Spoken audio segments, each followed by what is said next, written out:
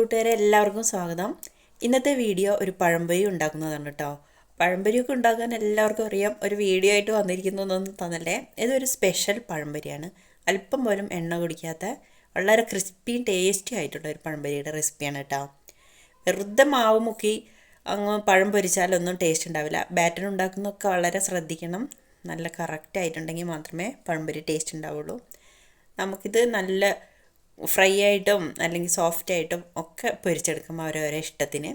ഒരു special ingredient കൂടി ഞാൻ ചേർത്തിട്ടുണ്ട്, കണ്ടു നോക്കൂ. നമുക്ക് ആദ്യമായിട്ട് ബാറ്റർ തയ്യാറാക്കാം. ഒരു ബൗളിലേക്ക് 1 കപ്പ് മൈദ ചേർത്ത് കൊടുക്കാം. അതിലേക്ക് മൈദ എടുത്തതിൻ്റെ 1/4 ഭാഗം അരിപ്പൊടിയും കൂടി ചേർക്കണം കേട്ടോ. ഇനി കളറിന് മഞ്ഞൾപ്പൊടി ചേർക്കാം. ഫുഡ് കളറൊന്നും ചേർക്കണ്ട.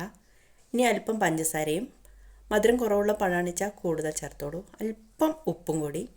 ഇനി ഈസ്റ്റാണ് കേട്ടോ. അത് വേണ്ടവർക്ക് ചേർത്താൽ മതി. ഞാൻ ചേർക്കാറുണ്ട്. മാവൊക്കെ ഒന്ന് നന്നായി പതിഞ്ഞ് ഒന്തി വരില്ലേ, അപ്പം നല്ല ടേസ്റ്റായിട്ട് ഉണ്ടാക്കാം. പൊടി നന്നായിട്ടൊന്ന് മിക്സ് ചെയ്ത് വെള്ളവും കൂടി കൂട്ടി ബാറ്റർ റെഡിയാക്കണം. കട്ടെല്ലാം ഉടച്ച് നന്നായിട്ടൊന്ന് ഇളക്കി യോജിപ്പിക്കാം.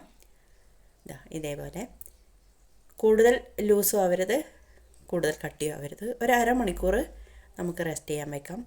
ഇതാ തുറന്ന് നോക്കൂ, നല്ല ഫ്ലഫി ആയിട്ടുള്ള മാവല്ലേ. ഇത് പഴത്തിലങ്ങ് മുക്കി പൊരിച്ചാൽ എന്ത് ടേസ്റ്റ് ഉണ്ടാവും. അതാ ഞാൻ പറഞ്ഞത്, ബാറ്റർ നല്ല കറക്റ്റായിട്ട് കിട്ടണമെന്ന്. ഇതാ ബാറ്റർ നല്ല പാകത്തിന് വന്നിട്ടുണ്ട്. ഇനി നമുക്കിതിലേക്കൊരു സ്പെഷ്യൽ ഇൻഗ്രീഡിയൻറ്റ് കൂടി ചേർത്തിട്ട് വേണം തയ്യാറാക്കാൻ. എള്ളാണ് കേട്ടോ. നല്ല കഴുകി വൃത്തിയാക്കി വെച്ച എള്ളാണിത്. പഴംപൊരി കഴിക്കുമ്പോൾ ഒന്ന് കടിക്കുമ്പോഴും ഒക്കെ നല്ല ടേസ്റ്റ് ഉണ്ടാവും. ഒരു ഹെൽത്തിയും കൂടിയാണല്ലോ. ഇതാണ് ഒരു വെറൈറ്റി ഇതിൽ ഞാൻ ചെയ്തിട്ടുള്ളത്. ഇട്ട് കൊടുത്ത് ഒന്നും കൂടി നന്നായിട്ടൊന്ന് ഇളക്കും. കൂടുതലൊന്നും വേണ്ട, ജസ്റ്റ് അവിടെ ഇവിടെയൊക്കെ ഒന്ന് പഴം കഴിക്കുമ്പോൾ കിട്ടാൻ മാത്രം കേട്ടോ. പഴം ഞാൻ റെഡിയാക്കി വെച്ചിട്ടുണ്ട്. പല രീതിയിൽ നമുക്ക് കട്ട് ചെയ്യാം. അല്പം കനം കുറച്ചും കനം കൂട്ടിയാലും ഒന്നും കുഴപ്പമില്ല. ഇനി എണ്ണ നന്നായി തിളച്ച് വരുമ്പോൾ അതിലേക്ക് ബാറ്റണിൽ നമുക്ക് പഴം മുക്കി കവർ ചെയ്ത് ഇട്ട് കൊടുത്ത് പൊരിച്ചെടുക്കാം കേട്ടോ. കൂട്ടുകാരെ എല്ലാവരും വീഡിയോ ഒന്ന് ലൈക്ക് ചെയ്ത് കാണണേ. അഭിപ്രായം കമൻറ്റ് ചെയ്യണം. ഇതാ പഴങ്ങളെല്ലാം ഓരോന്നായി ഇട്ട് കൊടുത്ത് എണ്ണ കവർ ചെയ്യുന്ന രീതിയിൽ വേണം. എന്നാലേ നന്നായിട്ട് മാവൊക്കെ അങ്ങ് പൊങ്ങി വന്ന് നല്ല ക്രിസ്പി ആയിട്ടുണ്ടാവുള്ളൂ.